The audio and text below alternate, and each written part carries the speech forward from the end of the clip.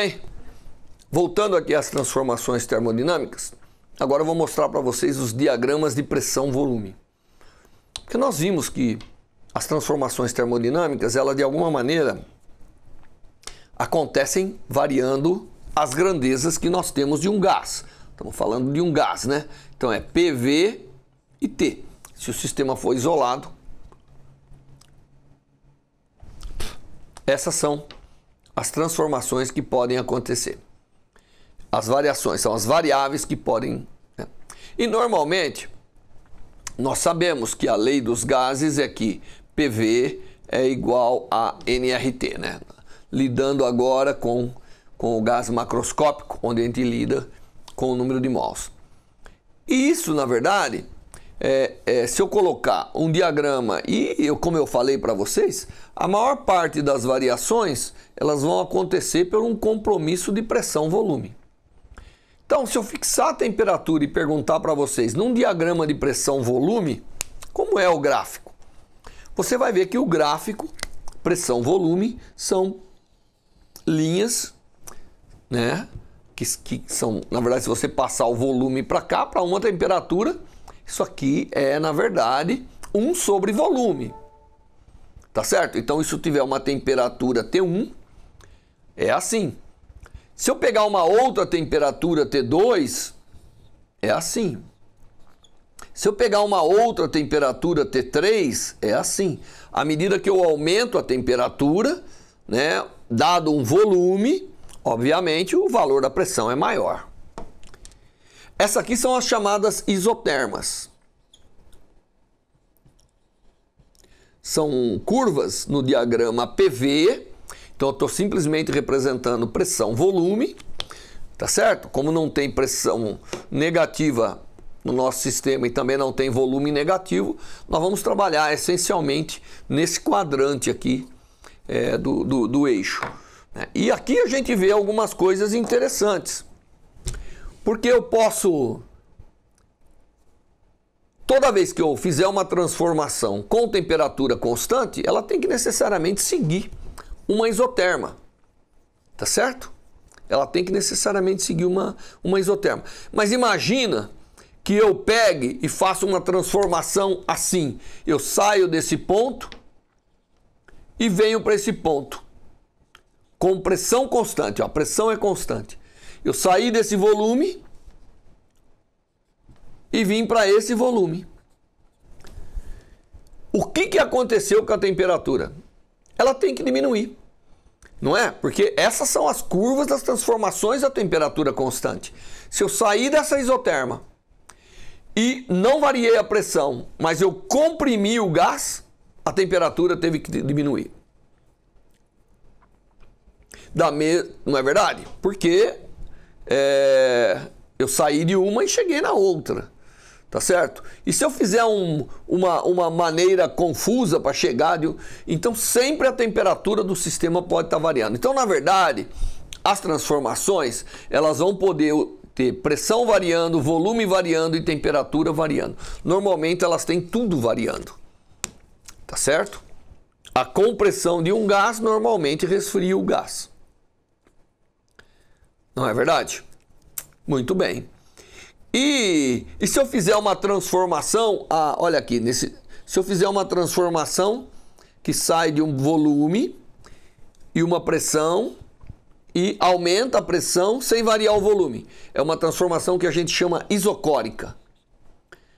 Necessariamente eu aumentei a temperatura. Tá certo? Se eu mantive o volume e aumentei a pressão, necessariamente eu aumentei a temperatura. Porque eu fui de um ponto para o outro ponto. Muito bem. Entre os pontos, o sistema vai se ajustando e alguém tem que fazer algum trabalho. A temperatura aumentou, então a energia interna aumentou. De fato, aumentou. E quem que deu energia? Ou foi feito um trabalho sobre o sistema ou deram calor para o sistema. Não tem outra maneira. Porque, de fato, uma transformação desse tipo ou desse tipo, essa aqui é uma transformação chamada isobárica, porque a pressão é constante, e essa aqui é chamada isocórica, porque o volume é constante. Muito bem. Então, o que nós vamos fazer agora é aprender a calcular, expressar as transformações na forma de diagrama e aprender a calcular um pouquinho as grandezas, o trabalho realizado, o calor transferido, trocado, tudo isso nós vamos aprender a fazer agora através desses diagramas. Então os diagramas PV, que a gente chama, né? Aqui eu falei de diagrama, mas são diagramas PV. Eles ajudam muito a gente entender o que está acontecendo no sistema termodinâmico. Então eu vou pegar um exemplo simples, que é o seguinte, aqui é um exemplo, só para você ver. Eu vou pegar aqui e vou, ao invés de ficar descrevendo 1 milhão de coisas para você, eu simplesmente vou dizer o seguinte: um gás saiu de um ponto, deixa eu botar números aqui para ficar mais elegante, né? Aqui é 1, aqui é 2, aqui é 3. Então, um gás saiu de um ponto A. Aqui também eu vou chamar de pressão 2, 1. Que é pressão 1, pressão 2, atmosferas pode ser. Nós não estamos preocupados com as unidades aqui. E aqui o volume pode ser litros, né? Então, o sistema saiu daqui, ele estava com uma pressão de 2, ele pegou e expandiu o seu volume até 2,5. Então, você vê, ó, só fazer com outra cor para poder entender melhor, né? Ele saiu daqui e veio para cá. Então, saiu do ponto A e veio ao ponto B. É uma transformação, não preciso dizer nada mais para você. Se eu mostrar essa linha aqui no diagrama, você sabe que alguma coisa fez o volume mudar, de 1 para 2,5. Aí depois o sistema sofreu, né, uma diminuição de pressão vindo para o ponto C. Essa primeira transformação ela é isobárica, essa aqui é isocórica. Essa aqui ela fez uma transformação que agora é isobárica de novo, comprimindo o gás, chegando no ponto C, voltando para o ponto A. Tá certo? Isso é uma transformação que foi feita. A pergunta é, quanto trabalho? Chegou no mesmo ponto, o sistema voltou ao que era. Não é verdade? Ele não pode estar mais quente nem frio, porque se ele tivesse mais quente, ele estaria num outro ponto. Porque ele teria que cair em uma outra isotérmica, cai num outro ponto. Então o sistema saiu, isso que nós chamamos de uma transformação cíclica. E a pergunta é, quanto trabalho foi realizado para realizar um ciclo desse? Se alguém fez isso, o sistema deu trabalho ou alguém fez trabalho sobre o sistema? Obviamente, alguém teve que fazer trabalho sobre o sistema. Então vamos calcular quanto é esse trabalho. O trabalho de A para B, nós sabemos que trabalho é menos P delta V, se a pressão é constante. Portanto, é menos P delta V, portanto, é igual a menos 3 litros atmosfera. Eu não vou converter as unidades aqui só para simplificação, porque é 2 vezes 1,5, né? Porque saiu de 1, foi para 2,5, delta V é 1,5 litros e a pressão era 2. Aqui o volume é constante, não tem trabalho realizado. Então o trabalho realizado de B para C ou o trabalho realizado de C para A é 0. Não houve variação de volume, não há trabalho. Mas o trabalho realizado de C para D, A, B, C, D, né? Aqui é D. Então o trabalho realizado de C para D, então aqui é de A para B e de... tá certo, aqui tá certo. Aqui é de... o trabalho de D para A, né? Troquei, tinha posto a letra C 2 vezes. Então o trabalho de C para D, novamente, agora, né? Se eu fizer, vai ser menos P delta V, mas você vê que o delta V agora é negativo, portanto aqui vai dar novamente uma variação de volume de 1,5 a uma pressão de 1, portanto dá mais 1 litro atmosfera. Quando eu somo todo o trabalho, 1,5, né? Porque é 1,5, desculpa, 1,5. que é 1,5 a variação do volume, negativa, saiu de 2,5 veio para 1, o ΔV é negativo. Então continua o ΔV é negativo, o menos cancela e a pressão é de 1, então fica 1,5. Quando eu somar tudo, o trabalho total realizado é o quê? É menos 1,5 litros atmosfera. Eu não estou convertendo as unidades, esse é o trabalho total realizado. Tá certo? E o sinal é negativo. Então se você vai lá no meu diagrama, vê que o sinal é negativo, é um trabalho que saiu do sistema. Portanto, deve ter entrado calor para manter o sistema no mesmo ponto aí. Tá vendo? Mas aqui permite você calcular. Agora, uma coisa que é interessante é que se você pegar isso é exatamente a área do ciclo. Se eu pegar a área do ciclo, que dá 1 vezes 1,5, dá 1,5. Quando o ciclo vem nesse sentido, o trabalho vai ser negativo. Quando ele vai nesse sentido, o trabalho vai ser positivo. Então, o sentido anti-horário, o trabalho é positivo, tá certo?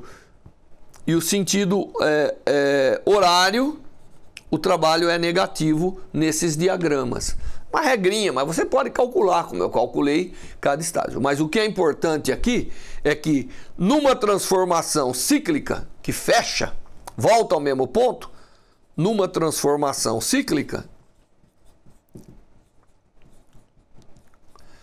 o trabalho total é a área. Fácil. Se você calcular a área, necessariamente você está calculando aquela integral de PdV, porque a área, só que tem regiões que você cresce o volume e tem regiões que você decresce. Então, o ΔV, a hora que você faz a integral, vai saber disso. Mas é importante saber que o trabalho realizado é a área do ciclo que você realiza. Só para você ter uma ideia como os diagramas são úteis. Tá bom? Bom, vamos fazer mais alguns exemplos aqui de diagramas para a gente poder ficar familiarizado antes da gente entrar aí nas chamadas máquinas térmicas, né? Mostrar alguns exemplos de máquinas térmicas. Bom, muito bem. Deixa eu pegar aqui agora uma transformação no diagrama para ensinar para vocês um outro tipo de transformação, que é a chamada transformação adiabática.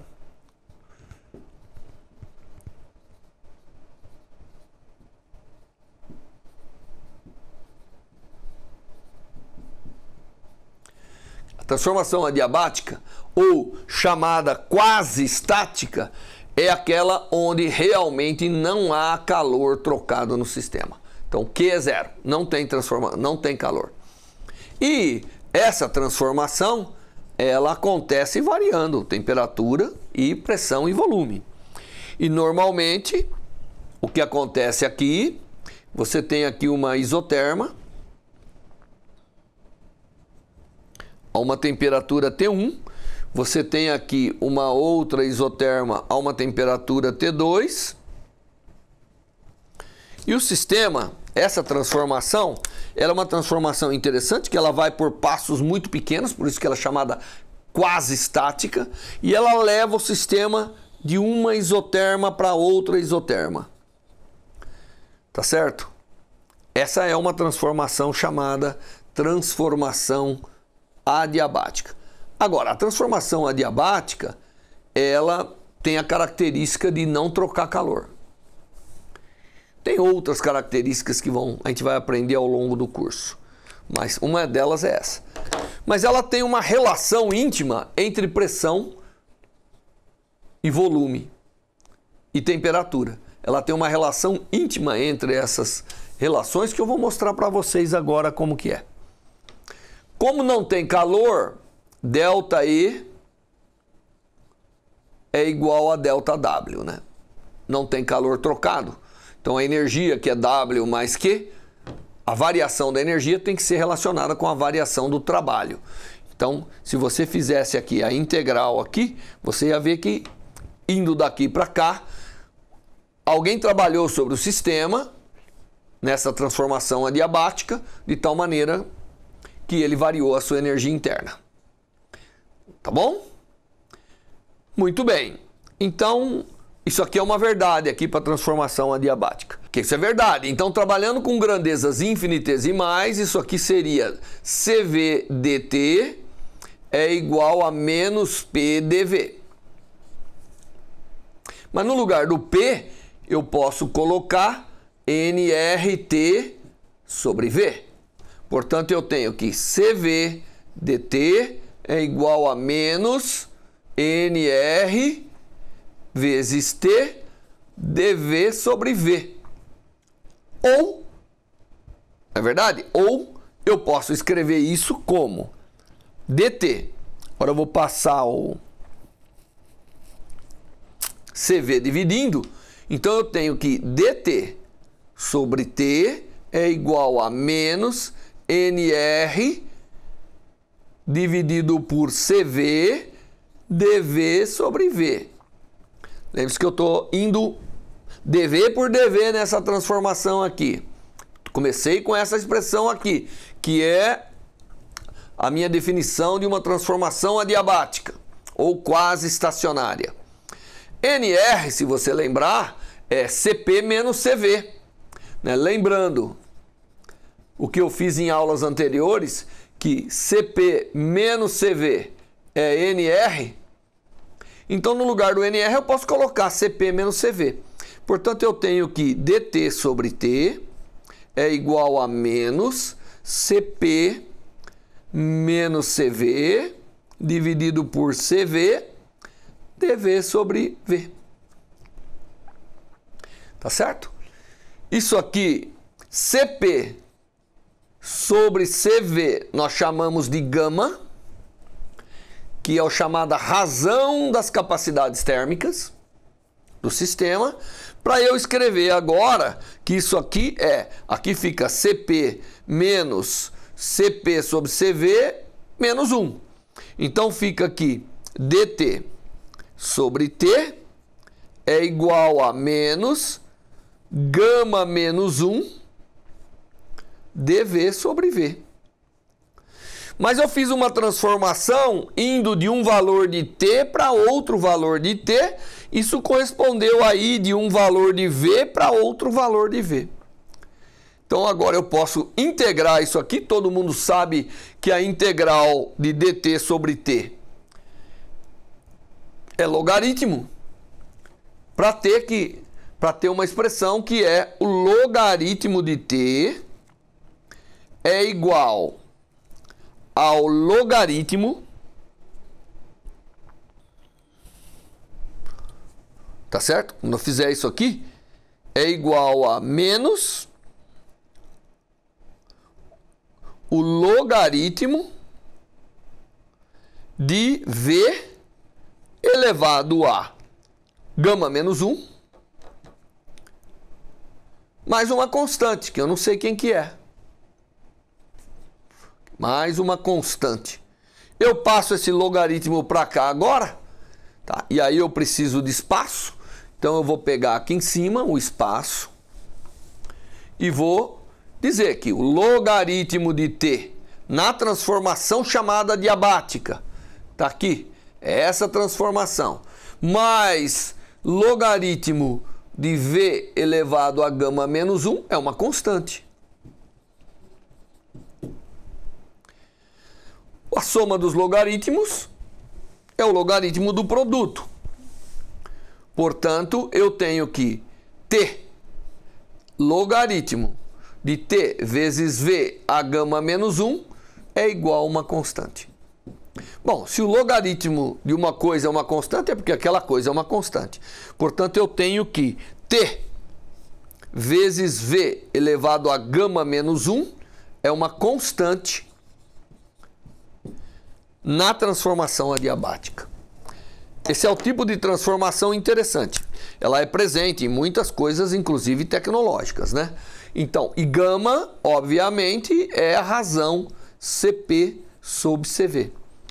Essa transformação adiabática é uma das transformações que nós vamos utilizar muito em diagrama, em máquinas térmicas, porque tem partes da transformação de um gás que eu dou calor e partes que ele tem que dar trabalho. E o calor não é zero. Então, são transformações que lá é adiabática. tá certo? Nós vamos aprender uma série de ciclos, mas a transformação adiabática, essa é uma transformação chamada adiabática. Ela é caracterizada por ter a temperatura e o volume relacionados dessa forma. Claro que você pode colocar aí no lugar da temperatura PV. Então você vai ver que vai ter uma relação entre P e V, porque no lugar de temperatura eu coloquei PV sobre NR. NR é uma constante, então você vai ver que P vezes V, a gama, é uma constante também, e assim por diante. Essas outras relações você pode fazer aí como exercício, porque trata de utilizar apenas a lei do gás nessa transformação. Mas essa vê que existe um compromisso entre temperatura e volume, a forma como que ele tem que variar, para que não haja, para que ele possa fazer essa transformação sem que alguém forneça ou tire energia térmica do sistema. Bom, feito essas explicações do diagrama, a próxima aula nós vamos fazer muitos exemplos utilizando diagramas, utilizando transformações, para que você fique mais familiar com essa parte da transformação dos gases, que nós estamos trabalhando muito com gases, e eu vou, à medida do possível, fazendo pequenos parênteses, introduzindo novos conceitos. Até a próxima aula.